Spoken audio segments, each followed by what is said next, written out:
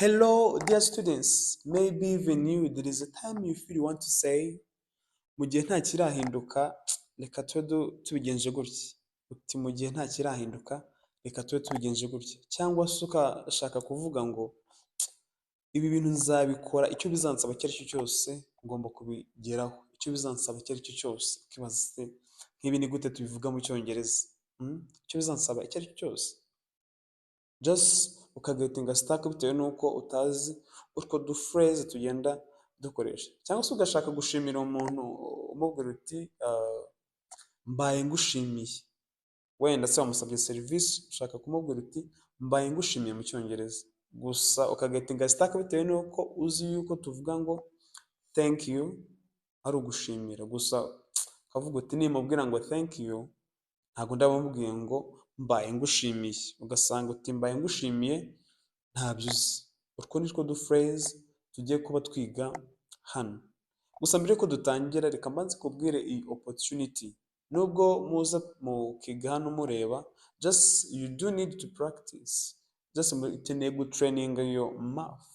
Ukeneye gutraininga umunwa wawe kuvuga. Apana kureba gusa gutya.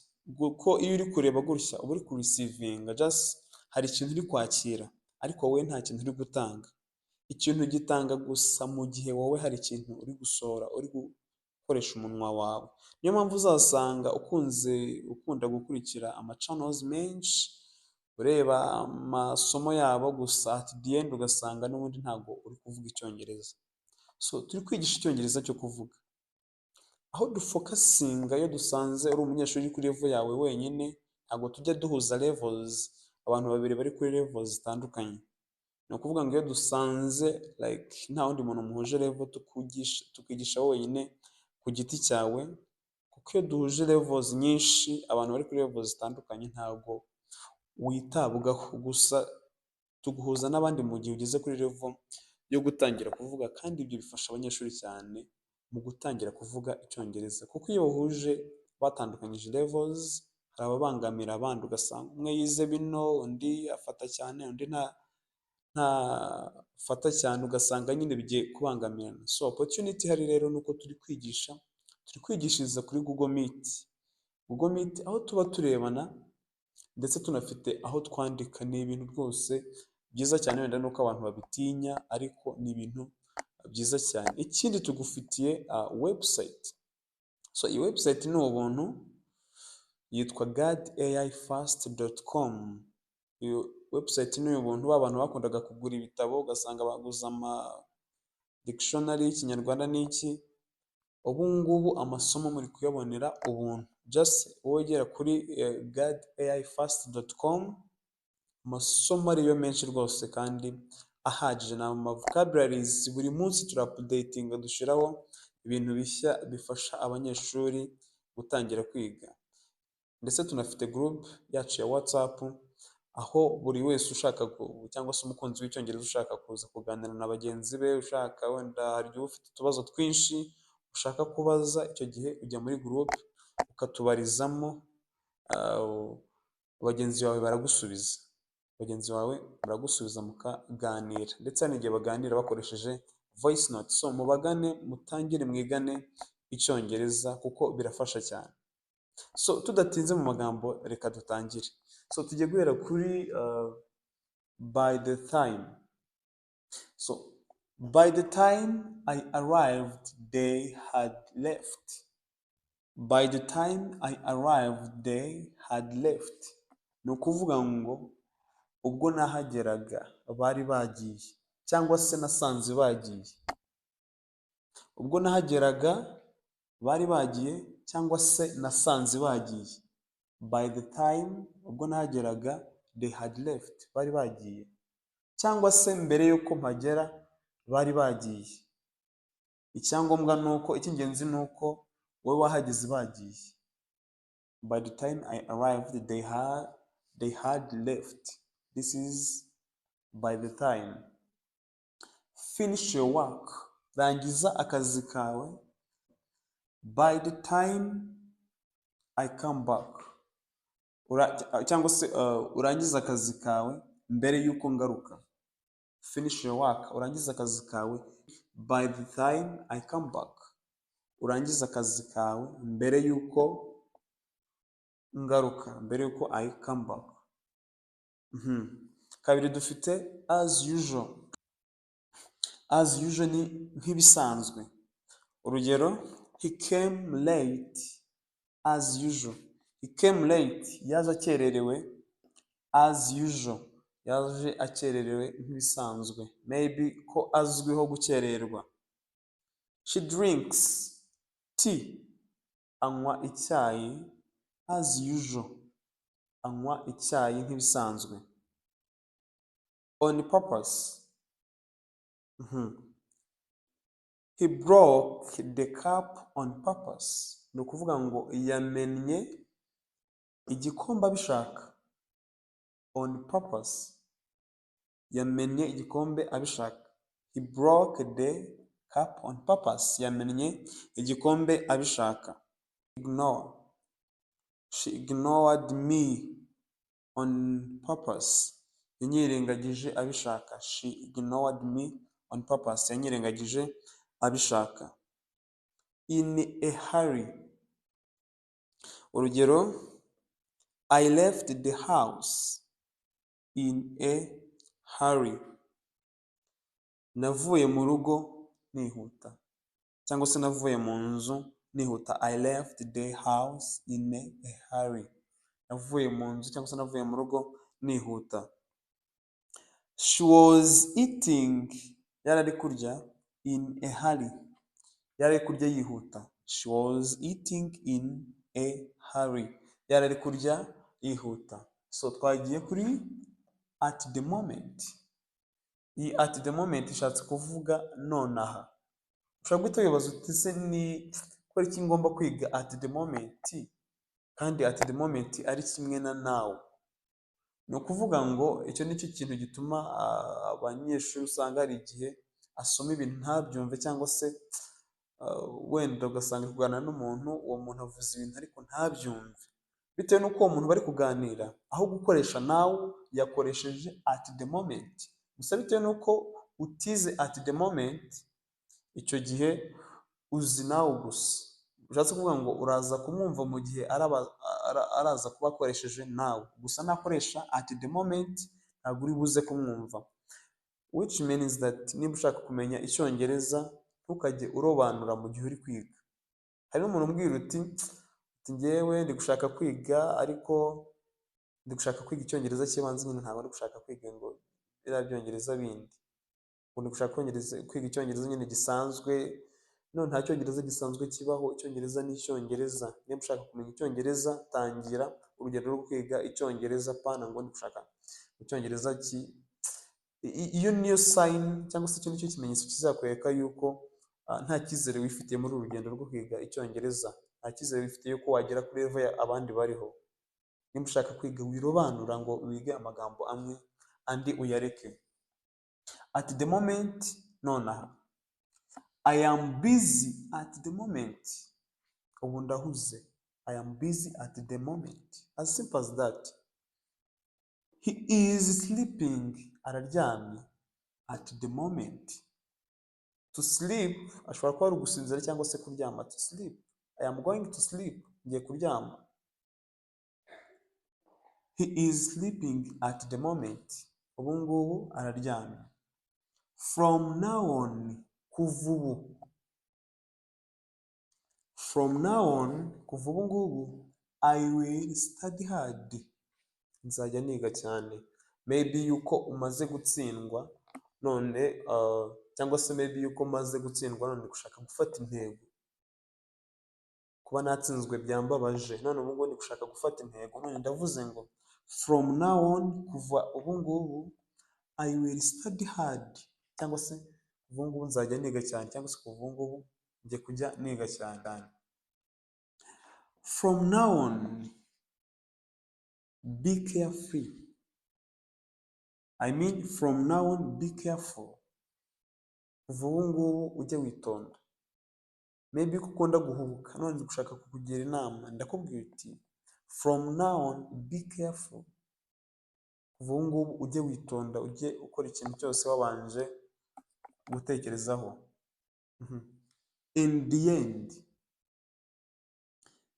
end, we won the game. Nyuma na nyuma twaje gutsinda umukino. Ese byaje kugenda bite? In the end, we won the game. Nyuma na nyuma, we won, twatsinze umukino. In the end, she agreed. Nyuma na nyuma yaje kubyemera, cyangwa se yaje kubyemera. Ese byaje kugenda ute ko nasize muri mu bintu byinshi? Byagenze bite? Ese yaje kubyemera? Yes, of course, yaje kubyemera. Yaje kubyemera. Iryo jambo yaje kubyemera niryo rihuye n'iri. In the end, she agreed. Yaje kubyemera. Ariko ni she, we umukobwa. At times, iyi at times ni kimwe na sometimes. Gusa uri kuganira n'umuntu agakoresha at times, icyo gihe uzafiringa stuck, bitewe n'uko ntabwo uzi wiyiziye gusa sometimes. Kubera ko sometimes ni kimwe na at times. Kubera ko uzi sometimes, utazi at times, getting stuck, unanirwe kumva icyo bashatse kuvuga. At times, rimwe na rimwe, life is difficult. Ubuzima buba bugoye cyangwa se ubuzima buba bukomeye. He gets angry at times. Ni ukuvuga ngo ajya arakara rimwe na rimwe. He gets angry at times. Ni ukuvuga ngo rimwe na rimwe ajya arakara. For a while. For a while. Stay here for a while. For a while. Guma hano akanya gato. For a while. Guma hano. Stay here for a while. Ushaka kubwira umuntu uti n'ugumye hano akanya gato. Stay here for a while. I waited for a while. Nategereje akanya gato. I waited for a while. Nategereje akanya gato.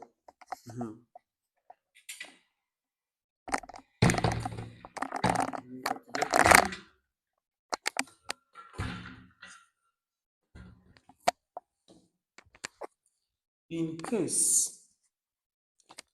case, take an umbrella in case it rains. Twara umutaka mu gihe imvura yabiguye. Twara umutaka ahari imvura yaza, mu gihe imvura yabiguye, ahari imvura yaza kugwa. Call me in case of problems. Mpamagare mu gihe waba ugize ikibazo. All of a sudden. All of a sudden. Bitunguranye. All of a sudden. Ni ukuvuga ngo all of a sudden the lights went off. Ni ukuvuga ngo bitunguranye amatara yarazimye. Bitunguranye amatara yarazimye. She started crying all of a sudden. Ni ukuvuga ngo yatangiye kurira bitunguranye. Tuzi ukuntu byagenze, twe twabonye yatangiye kurira gusa. By mistake. Urugero, I deleted the file by mistake. Maybe abantu bakunze gukoresha mashini file barazizi. Ni ukuvuga ngo nasibye the file by mistake. She called me. Okay, ni ukuvuga ngo I deleted the file by mistake. Ni ukuvuga ngo nasibye file ntabishaka. By mistake, ntabishaka. He called me, yarampamagaye. By mistake, yampamagaye atabishaka. Hari ukuntu ufata telefoni ugahamagara umuntu. Ugashaka guhamagara like wenda hari ushaka guhamagara gusa by mistake ugasanga uhamagaye undi muntu. Uwo muntu wundi wahamagaye utabishaka azavuga ngo he or cyangwa se she called me by mistake. Yampamagaye atabishaka. In advance. Ni ukuvuga ngo thank you in advance. Mbaye mbashimiye cyangwa se mbaye ngushimiye. Thank you in advance. In advance ni mbere y'igihe. In advance. Book the ticket in advance. Kubukinga. Kubukinga like iyo tuvuze kubukinga yo. The ticket like wenda ushaka kugura tike yo kujya nko mu gitaramo runaka. Icyo gihe uzayibukinga. Aho ushobora kuvuga uti maybe mu gihe ticket zitarashira reka nyibukinge mbe nyishyuye then babe bayibitse. Ndayishyura just nuko wishyuye ikintu mbere gusa uzagikoresha nyuma. Wishyuye ikintu mbere ariko uzakenera kugikoresha nyuma. Icyo gihe ubukinze ticket in advance. Mbere y'igihe. In advance. Mbere y'igihe. On time. Iyo tuvuze on time tuba tuvuze ku gihe. Urugero dushobora kuvuga ngo she arrived on time. Yahagereye mu gihe. Nimba ni ukuvuga ngo ntabwo yahageze mbere y'igihe cyangwa se nyuma y'igihe, ahubwo yahagereye mu gihe neza. Ni ukuvuga ngo nimba twavuze ngo turahura saa moya zuzuye, ukahagera saa moya zuzuye, icyo gihe uba uhageze on time. Gusa iyo uje mbere y'uko izo saa moya zigera cyangwa se nyuma y'uko izo saa moya zigeze, ni ukuvuga icyo gihe ntabwo uba wahageze on time. Wahagera on time gusa mu gihe waje muri icyo gihe, muri iyo exact time, muri izo saa moya zuzuye. Iyo uje saa 12:59 ntabwo uba uhageze on time, ahubwo uba uhageze in time. Uhagera on time gusa mu gihe uhageze saa moya zuzuye. She arrived on time. Yahagereye mu gihe. The bus came on time. Ni ukuvuga ngo bisi yaziye mu gihe. Nimba bari bavuze kuri buhagere saa moya wenda nabwo zuzuye, ubwo nyine saa moya yari ihageze neza. Once in a while. I visit him once in a while. Ni ukuvuga ngo musura gake, ntabwo njyayo buri munsi. Once in a while. I visit him once in a while. Musura gake, ntabwo musura cyane. We eat outside. Turira hanze once in a while. Turira hanze gake, rimwe na rimwe gusa ni gake. Turira hanze. We eat outside. Ntabwo tuvuga ngo turya hanze, ahubwo turavuga ngo turira hanze. We eat outside once in a while. Turira hanze gake cyane. No longer. I no longer play football. Singikina umupira. Ni ukuvuga ngo iyo tuvuze ngo I play football, njya nkina umupira. I play football, njya nkina umupira. Gusa iyo twongeyemo iyi no longer, tuba dushatse kuvuga ngo singikina. I no longer play football, singikina umupira. She no longer lives here. Ntakiba hano. Iyo tuvuze ngo she lives here, tuba tuvuze ngo aba hano. She lives here. Gusa nitwongeramo no longer, tuba tuvuze yuko atakiba hano. She no longer lives here. Ntakiba hano. For the time being. For the time being. Mu gihe nta kirahinduka. For the time being. Mu gihe nta kirahinduka. For the time being. Stay home.